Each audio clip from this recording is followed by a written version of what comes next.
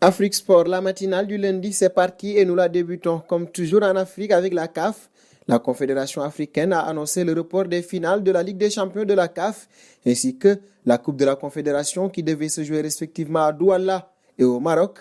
Les finales de la Coupe de la Confédération et de la Ligue des champions 2019-2020 ont été suspendues jusqu'à nouvel ordre. Le nouvel calendrier sera communiqué en temps utile après consultation des différents acteurs, a ainsi expliqué la CAF. Et parlant de report, El Hadji Diouf est d'avis que la CAN 2021 doit être reportée. Interrogé sur le sujet, le double ballon d'or africain a demandé le report de cette compétition afin de privilégier la reprise des championnats nationaux et la condition physique des joueurs. Ça me semble impossible. Comme les championnats, c'est dur de s'arrêter plusieurs semaines et de retrouver la forme physique qu'on avait avant. Il faut l'accepter. Il faut accepter une saison blanche et préparer un mercato, préparer une nouvelle saison, a confié l'ex-international sénégalais. C'était sur les ondes de RFI.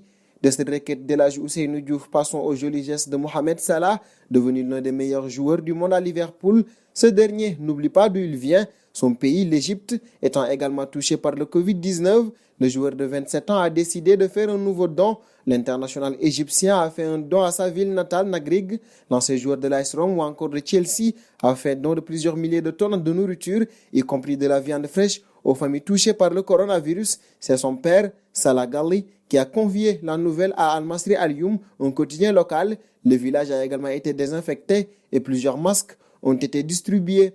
De cet acte fort de solidarité signé Mohamed Salah, nous nous intéressons au mercato des ambassadeurs du continent avec Ismaël Benasser, transféré au Milan AC l'été dernier en provenance d'Empoli. Ce dernier réalise de bonnes performances avec le club lombard.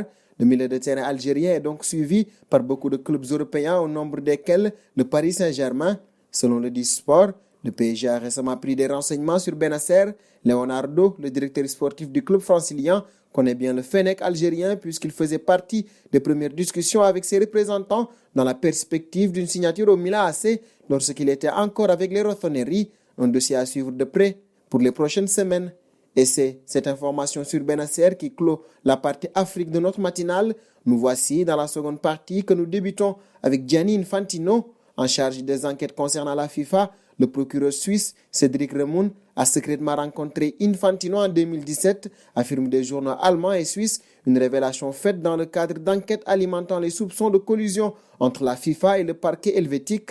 Pour rappel, Cédric Remoun pilote directement l'enquête de corruption visant l'attribution de la Coupe du Monde 2006 à l'Allemagne, ainsi qu'une autre concernant un contrat suspect de droits télévisés relevé par les Panama Papers entre l'UEFA et deux hommes d'affaires argentins en 2006. Les dessous de cette affaire risquent de faire beaucoup de bruit. Et de la FIFA, passons à une décision surprenante prise au Mexique au nom de la nécessité de stabiliser financièrement ses clubs de première et deuxième division de football. Le Mexique a décidé de suspendre les accessions et les relégations en Liga pour une durée de 5 saisons.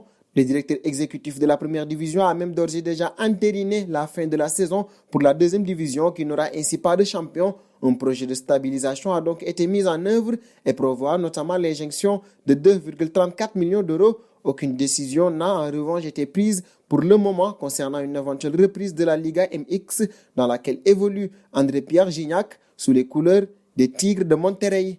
Et toujours autour de l'impact du coronavirus en Italie, l'AS Rome, aidée par ses joueurs, épure ses comptes alors que la Série A est suspendue depuis le 9 mars et qu'on ne sait toujours pas quand elle pourra redémarrer. Le club a annoncé que les joueurs et le staff technique ont accepté de renoncer à leur salaire jusqu'à la fin de l'exercice en cours, soit pour une période de 4 mois. Cette somme va permettre de compléter les salaires des autres salariés du club qui sont placés en chômage partiel.